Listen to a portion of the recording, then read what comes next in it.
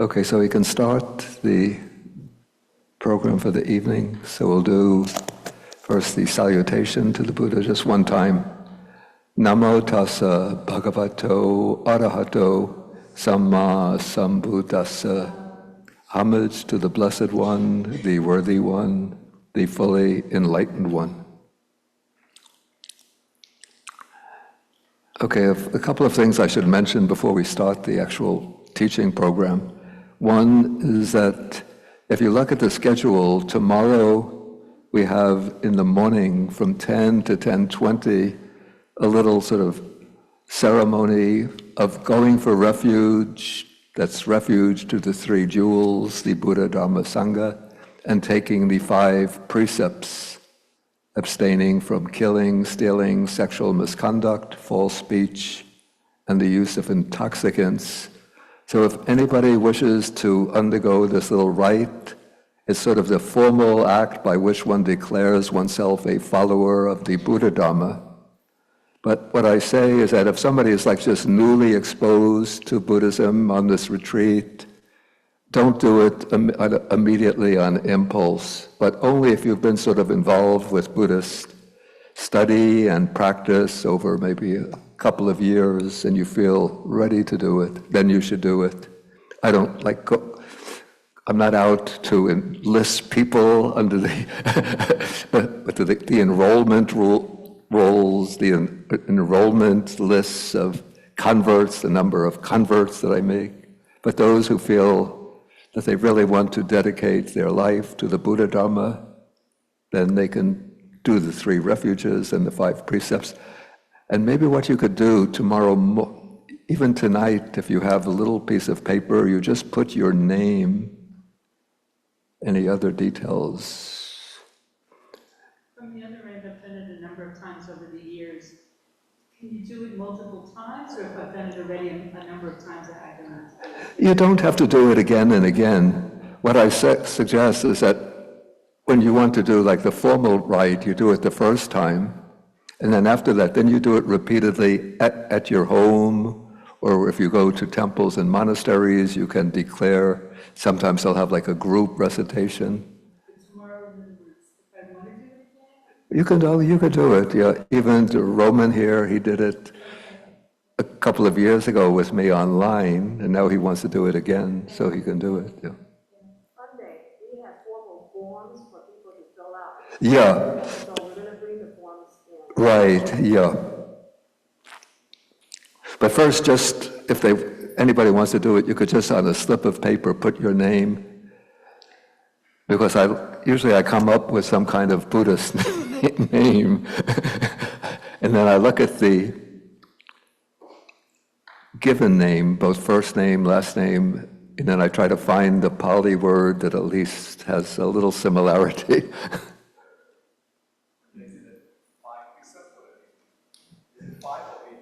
No, this is 5 precepts.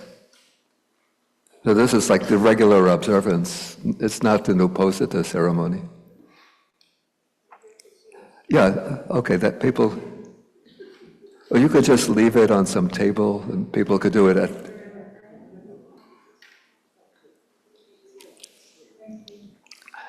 Okay, so that is one thing. Another thing, there are these booklets, small books that have been put up here by myself. One is called Going for Refuge and Taking the Precepts, which gives a kind of detailed explanation of the refuges and the precepts. And the other is on the Noble Eightfold Path. A word of caution though, the one on the refuges and the precepts was actually based on talks that I gave in 1979, 1980, when I was maybe much more of a traditionalist than I am today. And so it might be a little bit, from a present point of view, a bit rigid and narrow, but still it has useful information. Okay, so those are the preliminary announcements. And okay, and now we've finished the Mangala Sutta, so we've gone through all of the stages in the Mangala Sutta.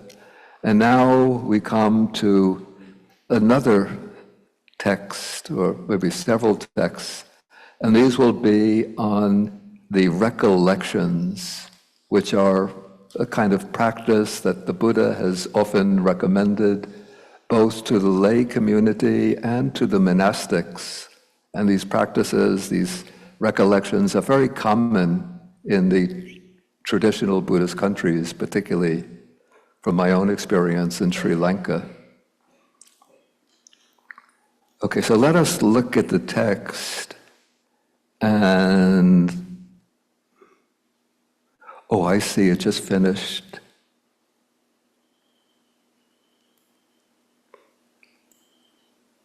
Can online people participate in the registration ceremony?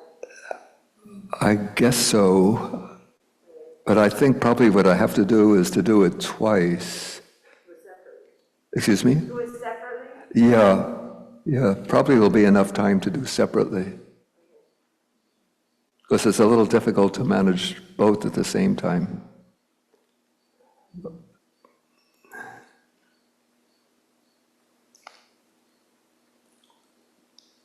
Okay, so here, I'm recording. Let me just double check. Yeah, it's recording. And let me increase the point size a bit.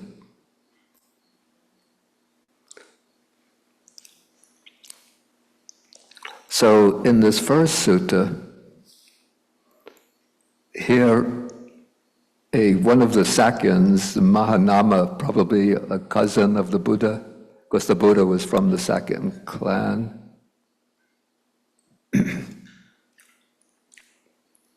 comes to the Buddha, pays homage to him, sits down, and then he asks the Buddha a question. And obviously he's a very busy person, so he says, with all of our various tasks and duties, how should we dwell? And so the Buddha says, he applauds the question, he says, good, Mahanama, it is fitting for you to come and ask, with all of our various tasks and duties, how should we dwell?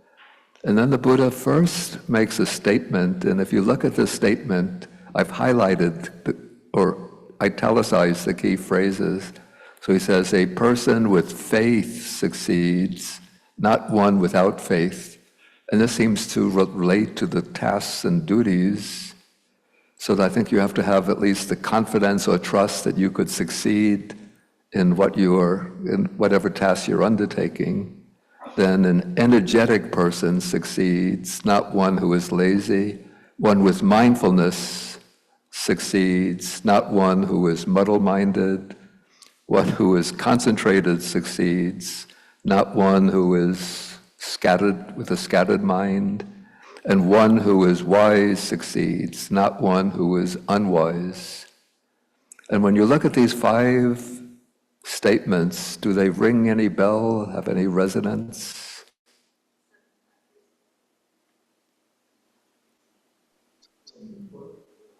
Five strengths, 5 powers.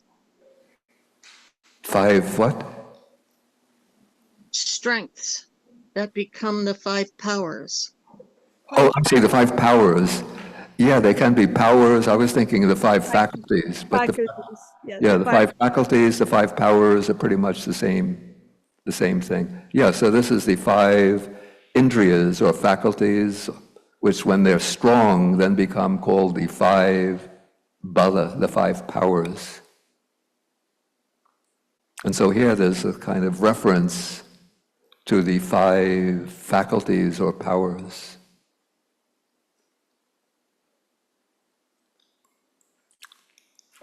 Okay, and then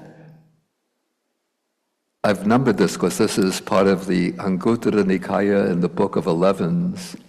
So now the Buddha is going to mention the 6 recollections. So he says, first, he says here, you should recollect the Buddha thus, and then he goes through the 9 Buddha qualities that we went through last night. And so we don't have to go through those again. But now he explains I call the dynamics that underlie this recollection. So when the noble disciple recollects the Buddha, on that occasion, his or her mind is not obsessed by lust, hatred, or delusion, because you're focusing on something which is extremely pure, elevated, elevating. So on that occasion, the mind is simply straight, based on the Buddha, or taking the Buddha as its point of focus. And so the noble disciple whose mind is straight then gains inspiration in the meaning and inspiration in the Dhamma. This is Atta Veda, Dhamma Veda. The word Veda here, according to the commentary, it has the nuance both of joy and understanding. So you're combining sort of some understanding of the meaning and the Dhamma with an elation or exhilaration, the mood of exhilaration. And so you have this, and that's what's here rendered by inspiration, a joyful mood based on some kind of understanding of the meaning of these terms and relating these to the Dhamma, because all of these qualities of the Buddha are in some way revelations or disclosures of the Dhamma, different aspects of the Dhamma. And so you gain inspiration in the meaning, inspiration in the Dhamma, and then you gain joy connected with the Dhamma, so a pure kind of joy. So maybe, we do this last night, a few cycles, and maybe it's the first time maybe many of you have done this, and so it's unfamiliar and seems a little maybe mystifying, a little sometimes incomprehensible or dull or dry. But it's when you do it sort of repeatedly over periods of time, and you start to get some, especially it's useful to understand, get detailed explanation of those qualities of the Buddha. You find these explanations in the path of purification, the Visuddhimagga, maybe too much detail, but at least it's partly helpful. Yeah? Just a quick question.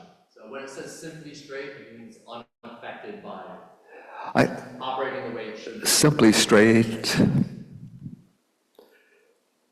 Yeah, I think in a sense that the way I would understand that it's sort of not deflected, turned aside because of lust, hatred, or delusion, but you're simply focused straight on the Buddha. So then you gain this inspiration in the meaning, inspiration in the Dhamma, joy connected with the Dhamma, which this occurs, again, it takes repeated practice to gain familiarity and familiarity with the meaning, to become sort of grounded and accustomed, so the mind moves in those particular grooves. And it's helpful when doing this, I found, to use lightly an uplifting image of the Buddha. You don't have to be able to visualize in detail, but just to have some kind of sense of the presence of the Buddha. You can start off with a nice picture or a statue of the Buddha that you find very uplifting, and bring that into the mind, and without being concerned to visualize in detail. And then you go through, maybe starting with the 9 qualities, and then what I suggest, once you get familiar with, to some extent, with the 9 qualities, you could choose the maybe 3 that you find most meaningful, most uplifting, and just work with those 3 qualities. So what I've done, usually I start with 9 qualities, and the way I often do it is as a walking meditation in the walkway.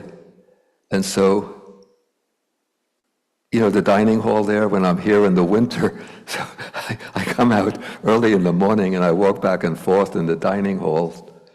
So I'll use Arahang going out and back, then Sammasambuddho out and back, and then Vijacharana Sampanno, endowed with true knowledge and conduct, out and back, till I've gone through the 9 qualities. So I'm walking through the dining hall from one end to the other 9 times, each time with a different quality of the Buddha. Then I drop 6 of them and I just take 3 and use just 3 of them. And when I take 3, then I just run through them in succession. Usually Bhagava, Arahang, Samma, Sambuddho, though sometimes I'll take a different set of 3.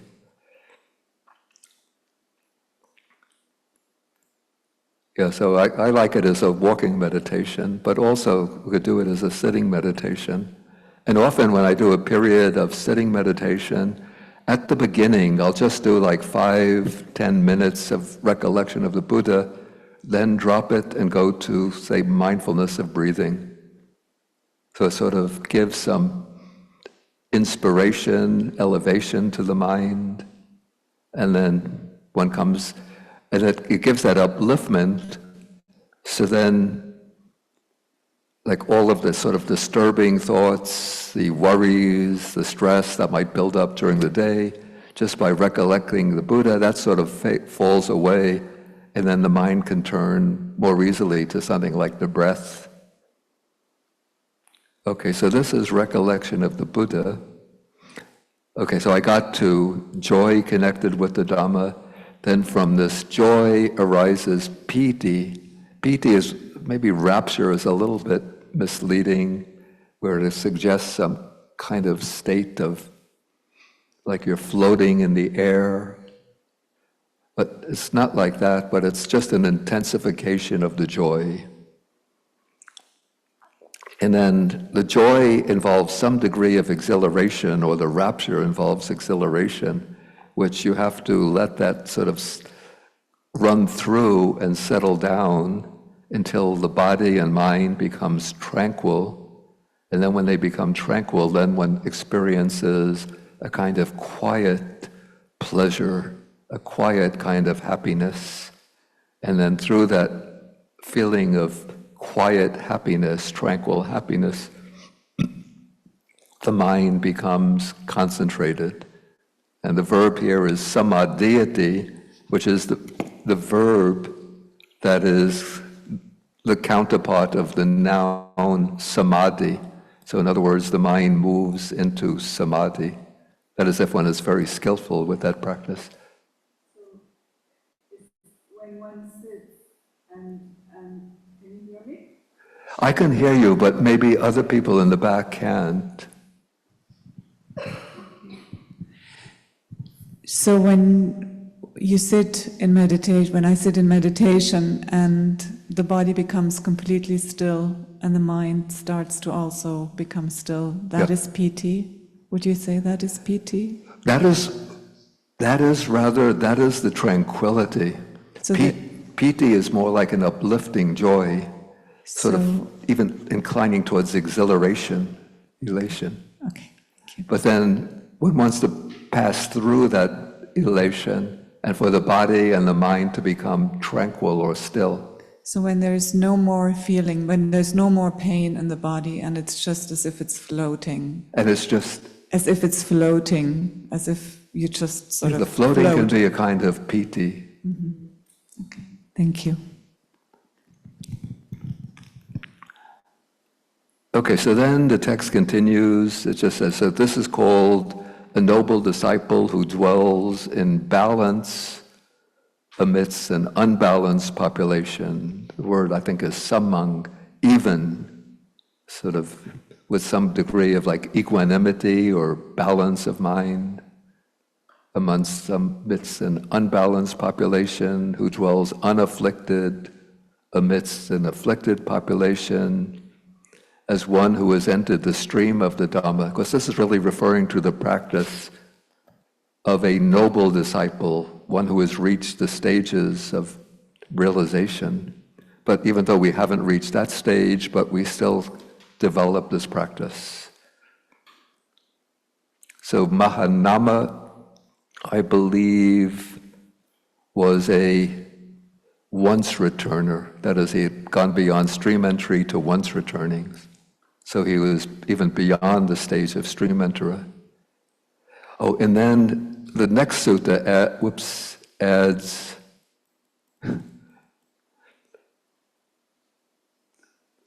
the Buddha says to Mahanama, you should develop this recollection of the Buddha while walking, well, that's what I do, standing, sitting and lying down. Yeah, you could do it. Actually, it's good to do when lying down to go to sleep. You just can recall either several qualities of the Buddha or even just one quality, and then one could have a peaceful sleep. You should develop it while engaged in work. I haven't learned to do that yet. And while living at home in a house full of children. I'm sorry, no thank you for me. But if somebody can do that, if you have a house full of children, try it and see if it works. Okay, but anyway, it's good to try to do it in whatever circumstances you're living.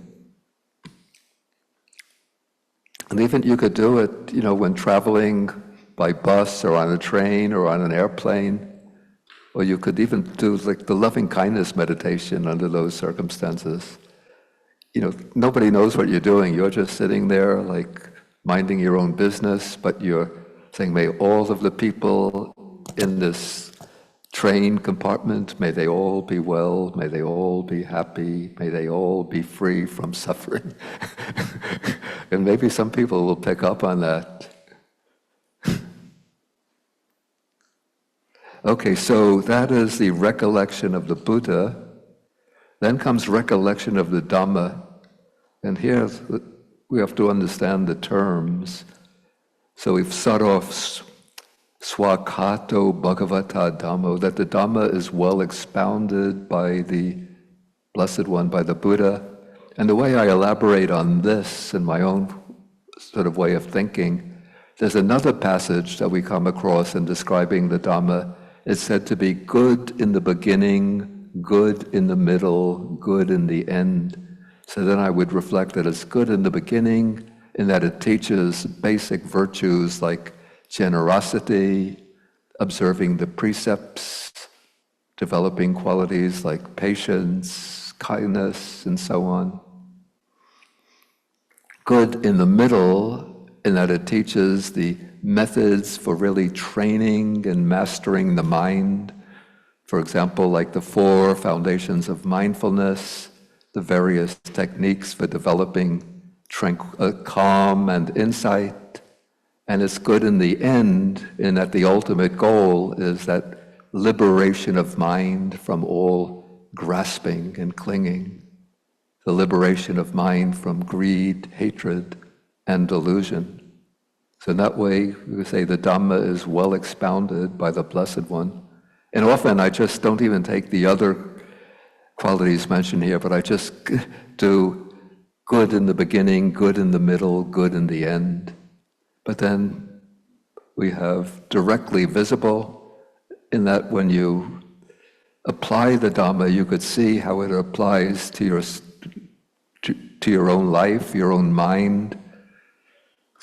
Even there's a sutta where the Buddha says when somebody comes to the Buddha, a wanderer, and says, how is the Dhamma directly visible? And then the Buddha says, when greed arises, you know there is greed. When hatred arises, you know there is hatred. When delusion arises, you know there's delusion. In that way, the Dhamma is directly visible.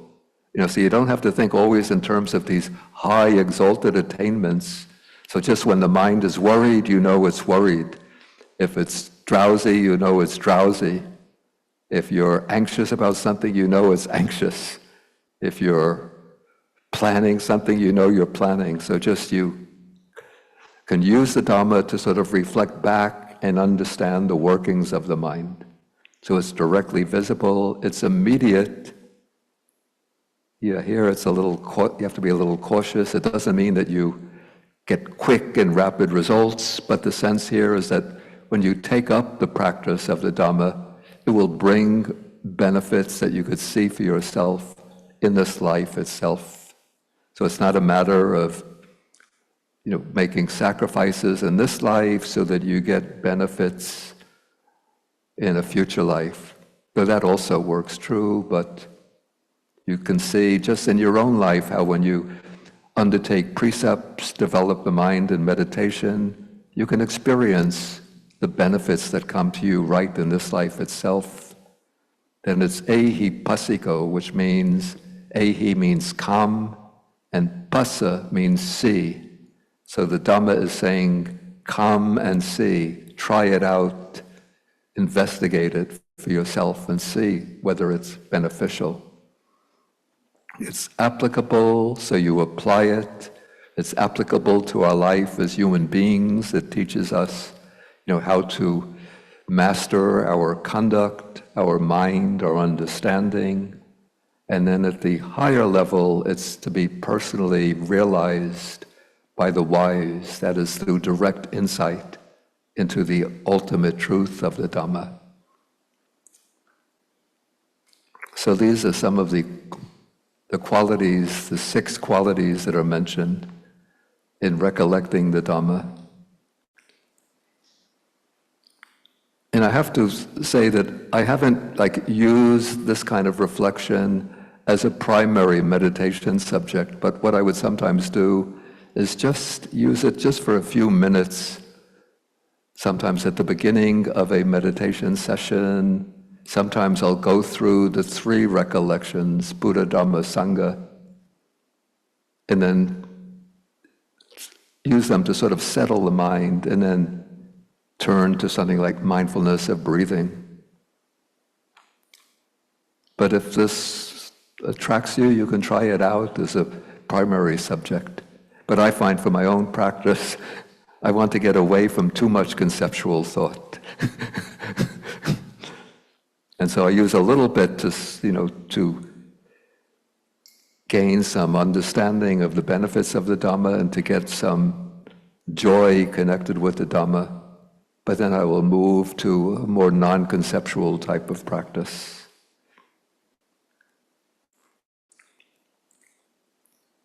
And then the rest of this is just repeats the same thing. And then we have the recollection of the Sangha. And here one has to be a little cautious that what is meant here is really the Aryan Sangha. That is the spiritual community of the noble ones. So it says the 4 pairs of persons. There are the 4 paths and the corresponding fruits. So those are the people who have attained the paths and the fruits, the true noble ones. And so the monastic Sangha is in a sense supposed to be a visible representation of the Aryan Sangha. But in the monastics, even those who are sincere and dedicated can have very human faults, all of us do. And then within the monastic Sangha, there are the rascals, the cheats, the troublemakers. So one tries not to come to judgments about the Sangha based on the conduct of individual monastics, but sort of tries to bring to mind at least the ideal Aryan Sangha. And so the way I would do this when I just do limited practice of this. I take understanding that it's the Aryan Sangha, so I take these 4 descriptions, practicing the good way, practicing the straight way, practicing the true way, practicing the proper way. So I correlate practicing the good way, that this is the Sangha which is observant of the Silas. that is, of the principles of ethical conduct, then practicing the straight way, that they have straight minds, which means that they are skilled in samadhi. So they've gained the ability, the skills in concentration, practicing the nyaya patipanno. So nyaya is the true principle. So they are practicing in accordance with true principle. And that I connect with established in wisdom. So they have sila, virtuous conduct, the straight way, they're skilled in samadhi, practicing in accordance with true principle because they have the wisdom of insight, and then practicing the proper way, I correlate with vimutti or liberation, even though the words don't connect so well, but it's just my own way of tackling this. So we have the noble Sangha grounded in sila, samadhi, and panya, and attained to liberation of mind.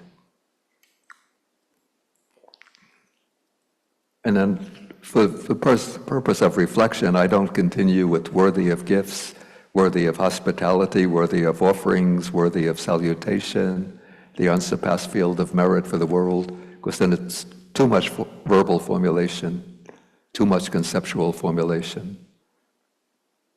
Okay, and then when you recollect the Sangha, again, all of the same thing unfolds.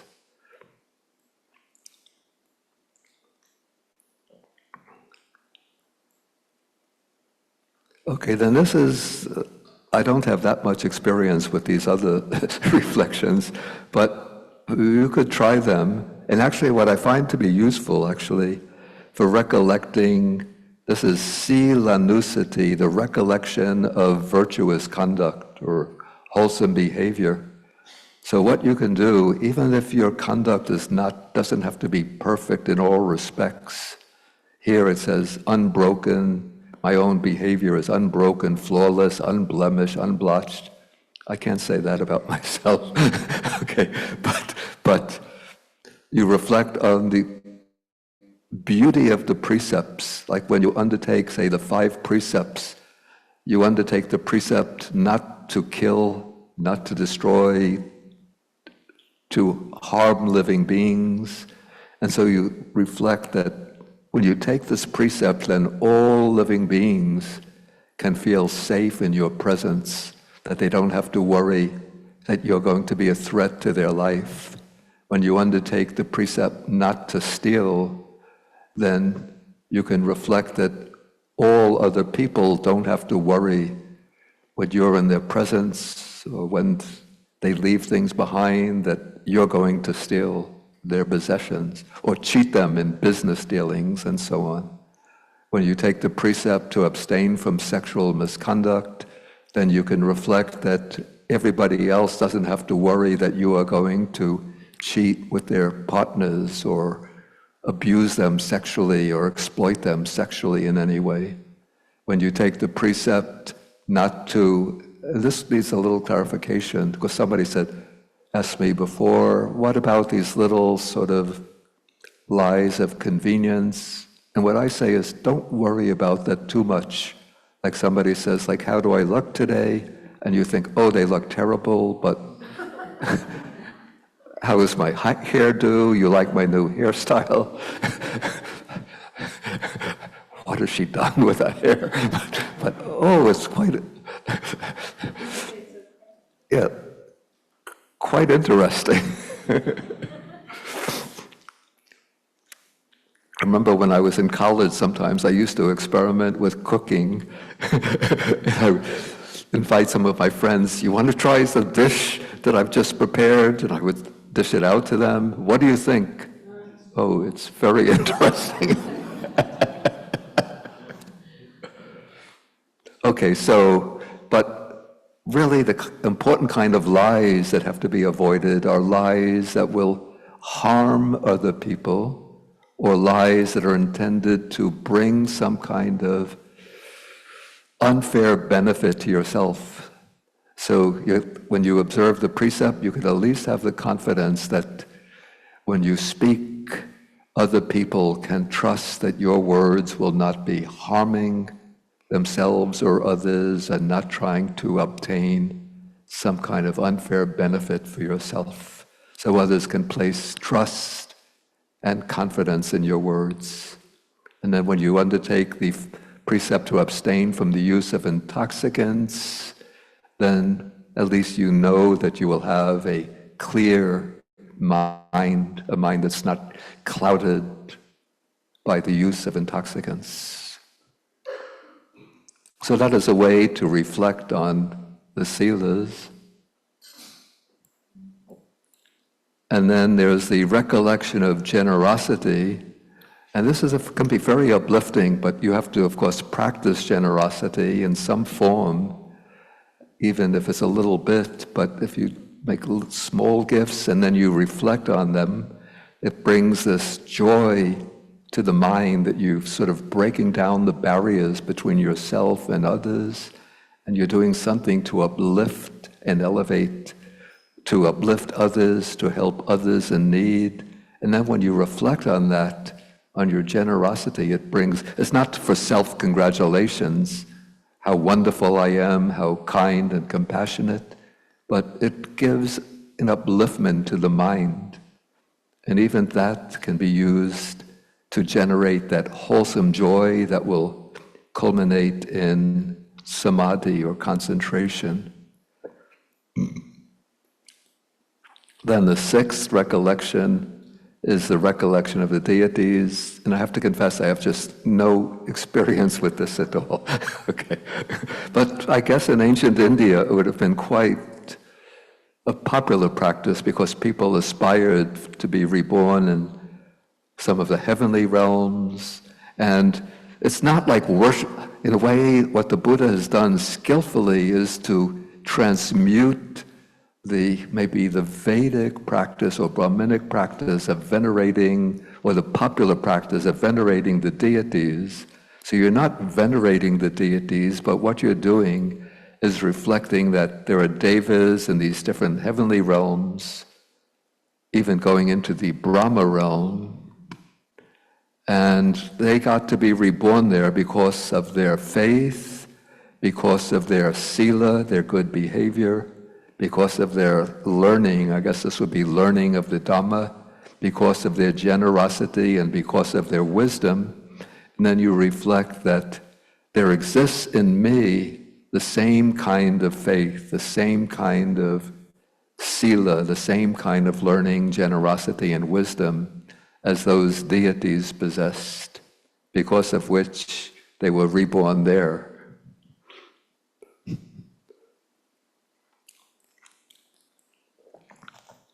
Okay, so maybe if this appeals to you, you can try it and see how it works. But I don't have personal experience of that. And again, for each of these, the Buddha says in the other sutta, you should develop the recollection of the deities while standing, walking, standing, sitting, lying down, and so forth.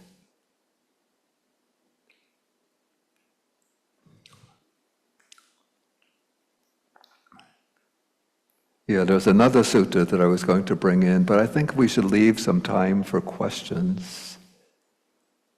So if anybody has questions about what's been covered so far, then you could raise the hand, and let me see if there's any. If we give priority to the people in the hall.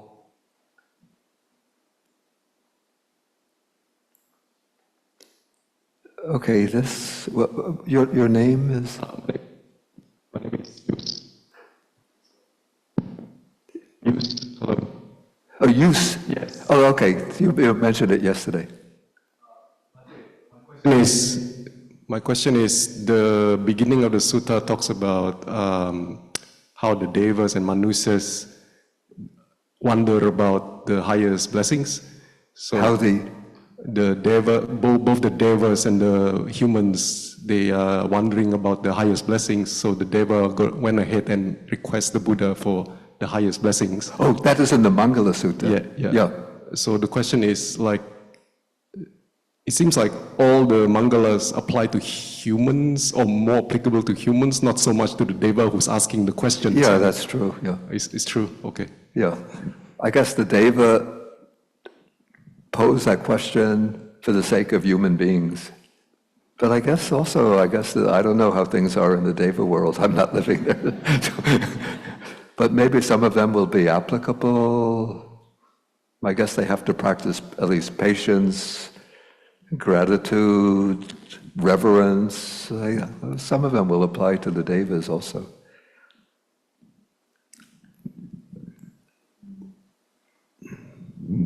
How do we get here?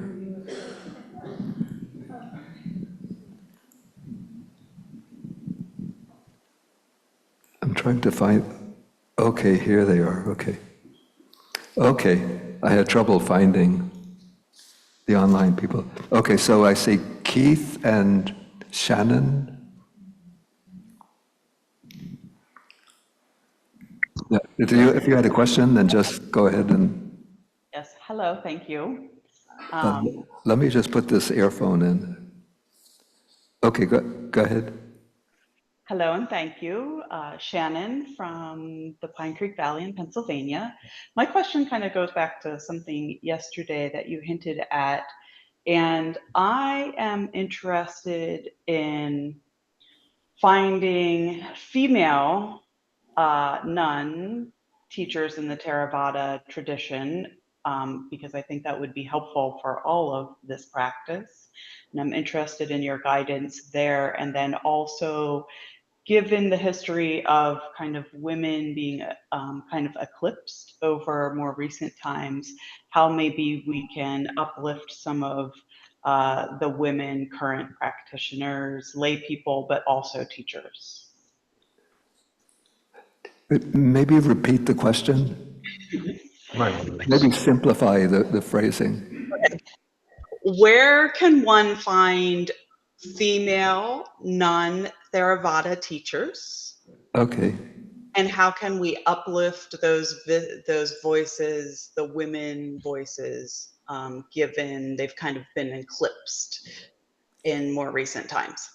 Okay, yeah, so this has been a kind of feature in the Theravada tradition, but also the Tibetan tradition, that until very recently, well, in the Theravada tradition, maybe in the 11th century, the order, because of maybe invasions from South India, the order of bhikkhunis sort of was discontinued, and then for several centuries, until in modern times, women wanted to take full ordination.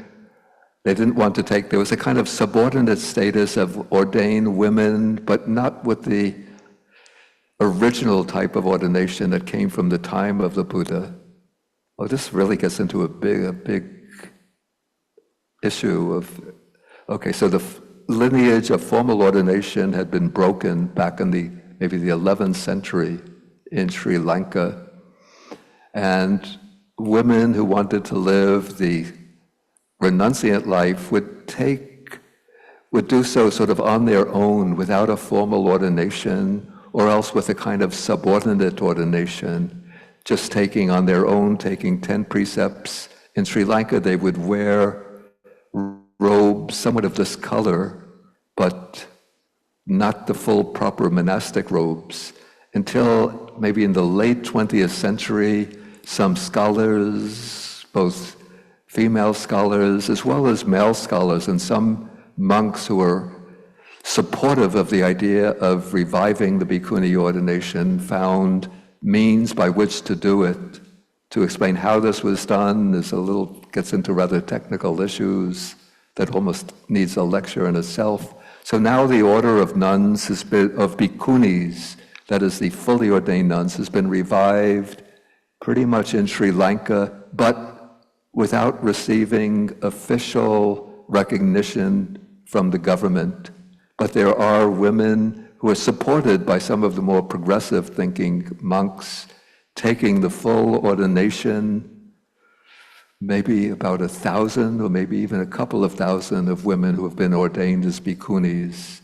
In Thailand, because Thailand is much more conservative, there are smaller numbers, but there are still pockets of women who have taken the ordination. Thai women took the ordination in Sri Lanka or India and then brought the ordination back to Thailand.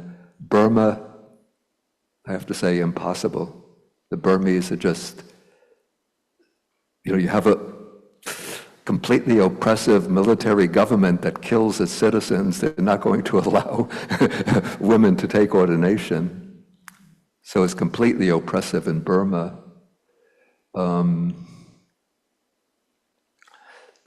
Women following Tibetan Buddhism who have wanted to be ordained as bhikkhunis, they hadn't been able to get it within the Tibetan Sangha, monastic Sangha itself. So what they've done is to go to either to Taiwan or Korea and take ordination in the East Asian bhikkhuni lineage, and then follow the Tibetan form of Buddhism, but with ordination as in the East Asian Vinaya lineage, rather than the Vinaya lineage that comes down in Tibet, in the Himalayan countries. Okay, so now, like in the United States, there are pockets of, well, there are some monasteries I know that have been established by American women who are living as bhikkhunis. I know of one in California. This is Ayatata Loka. Yes, she is somewhat north of San Francisco. There's another one, Indriyas&Anussatis. She is also in California, Boulder Creek, the Boulder Creek area. But I have to say, she took a place that's too far in the forest. It's difficult of access, the place that she has. I visited her last year. And then there's Aya Ananda Bodhi, who has established a little place it's actually west of Seattle in Washington State.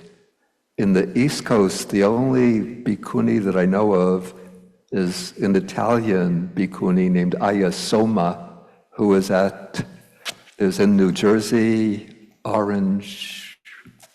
West Orange, New Jersey, Empty Cloud Monastery. But she's Italian, and now she's establishing a bhikkhuni monastery in Italy. So whether it will continue bhikkhunis in New Jersey, that I don't know.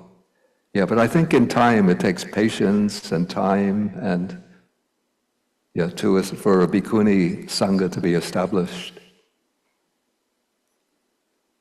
But you can maybe just look, there's an umbrella organization called the Alliance for Bhikkhunis, or maybe the Alliance of Bhikkhunis.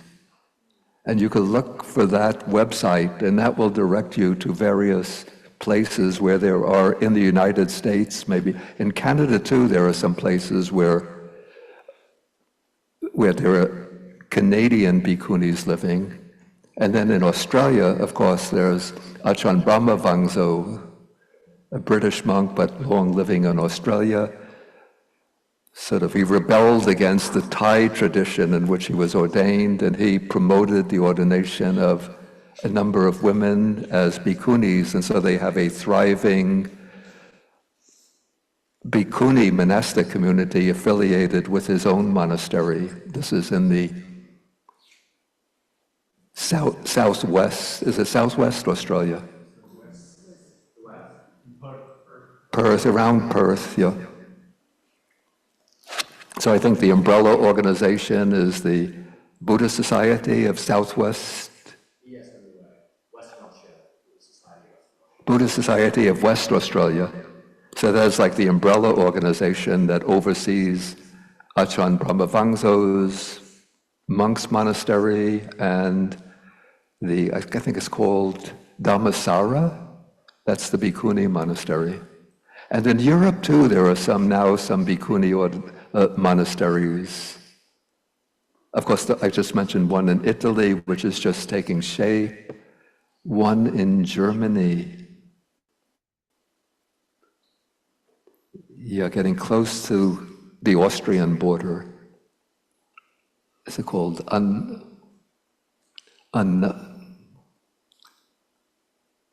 Ananja Monastery? About the Chinese tradition. Excuse me? In the Chinese Buddhist tradition. Oh, the Chinese Buddhist tradition has always had, through the centuries, the Bhikkhuni tradition has been preserved in China, Taiwan, Vietnam, and Korea. Well, I'm just speaking about the places where it's being revived after a long period of having been absent. Okay, we'll just try to take two more questions, and then we'll have to take a break. Okay, so this will be Vandana. Yeah, thank you, Bhante. So about the bhikkhunis we have in California, Sunnyvale, California, we have Aya Santusika, Aya Chitananda. And in Canada, we have Aya Ahimsa. And then we have Aya Anand Bodhi is there. So we have so many. Aya Nyanika, she's the new bhikkhuni with another. So we have so many bhikkhunis here now, and we are very happy to connect with them. Those are Theravada, and of course, there are a lot of Zen and other nuns also. So I just wanted to mention that. And now my question is about the faculty, actually. So the meaning of faculty for per. You're speaking very, very fast. Okay, sorry. So I was because people are waiting. I thought, okay, I just rush. So for me, Indriya means senses. Indriya in Sanskrit connected with the senses, but the meaning here, faculty, is more like mental powers. So can you please clarify for me, are they senses or they are just the powers, as we say? Okay, so this is really it's a technical term about the word Indriya. So the word Indriya is used in the Buddhist text. There are two primary senses of Indriya. One, Indriya is referring to the sense faculties. So we have the eye faculty, ear faculty, nose faculty, and so on, and then the mind faculty. So those are the 6 sense faculties. And they're called Indriya because the faculties exercise the dominant role in sense perception. And then the other use of faculties, primary use of faculties, are the 5 spiritual faculties. So those are the 5 mentioned here: faith, energy, mindfulness, concentration, and wisdom. Yeah, so it's just a matter of terminological usage. Thank you so much. Yeah, and you mentioned all the bhikkhuni places very quickly, but I think people who are interested, just go to the Yeah. Alliance for Bhikkhunis or Alliance of Bhikkhunis, and that will have all of the information. Yeah, Or I at least think a lot of the information. the next person who's raising hand, she will give more information as well. Myra, go ahead. Myra. Yeah, I think we have to move on, give other people a chance to. So I think Myra, Mayura. okay. Yeah. Thank you. It's nice to see you. I enjoy your teachings very much. And Vandana was right. I just wanted to say that I'm happy to put my email out to talk to anybody about the bhikkhunis. There's really a lot happening right now. And Karuna Buddhist Vihara, which I know you've been an advisor to, has a city center now in Sunnyvale. And in addition to the place out in the forest. And They're doing a place in Sunnyvale now. Yeah. And so Okay, that's good to know. yeah, and so they're on range retreat right now in the forest, which is wonderful and fully supported, which is great. And they're also teaching in Sunnyvale. And yeah, there's a lot happening, and I would be really happy to talk to those folks who were interested to share more more information. But London and I both are supporters of Karuna Buddhist Vihara, and it's really a wonderful thing, and of Aloka Vihara and others as well. Yeah. So if I could, I'm happy to put my name like in the chat for people who want to get more information about the bhikkhunis, if that's possible. Okay, though, I guess if you put it in the chat, will it show up on the screen? No, it will not. It won't. Unless they Well, send it okay. to you, they can do that. Okay, They can choose to send a message to you. Otherwise, it comes. okay, you send a message to me, and then I'll try to put it up. Okay, let me just take one more question or comment, and then we'll have to move on. Unless you just want to have the discussions tonight, more discussion. Let's see how the time is. Yeah, I think we should go do a little sitting meditation.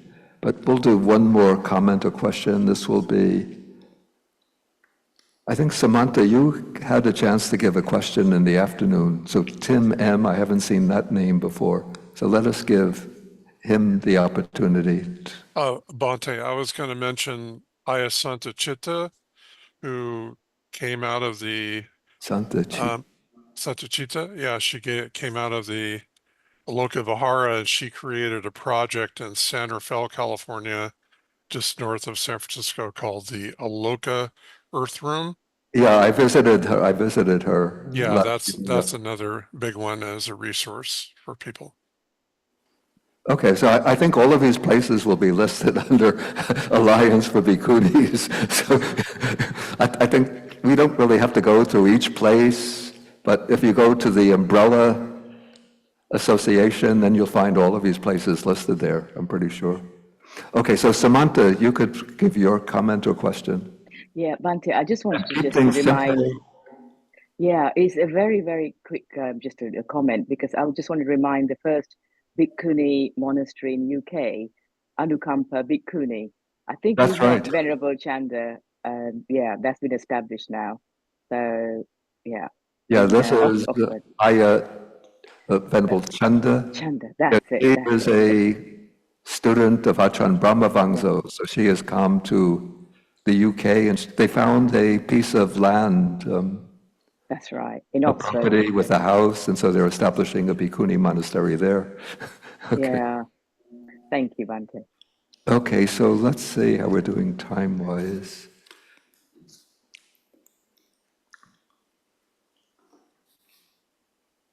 Oh, I see. Okay, so this was a period that was supposed to be used for walking meditation. Okay, so if somebody has more, Monday, you may want to click on your chat, so whoever wanted to send you the information. so You just click the woman who wanted to send her email. somebody already did. I put it in the chat to Okay. BAUS, yeah.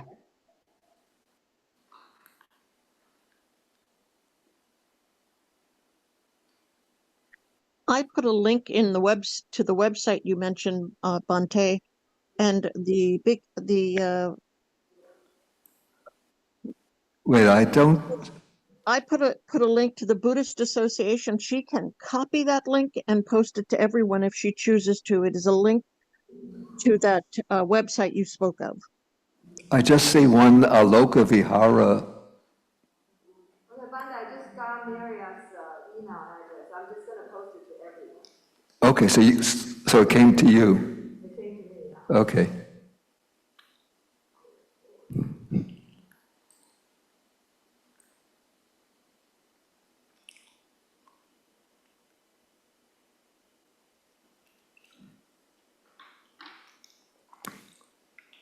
I mean the Alliance for Bhikkhunis. That's what I posted, and that's what she's transferring to everyone. Say again? The Alliance for Bhikkhunis. I posted it to you, the link, not to you, sir, but to the monastery's name. If they want to cut and paste that, it is the link to the Alliance for Bhikkhunis. Okay, I just see it now. Yeah, it's Alliance for Bhikkhunis, so you can simply go to that link and then you'll find it. And then probably a lot of information will be there.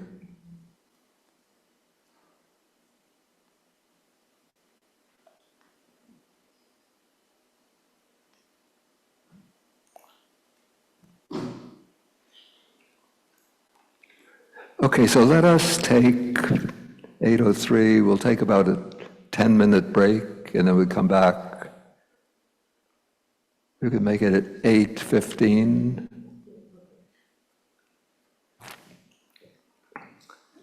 Yeah, 8:15, then we could practice a little bit of the recollection of the Dhamma, recollection of the Sangha, just to try them out, see how they work.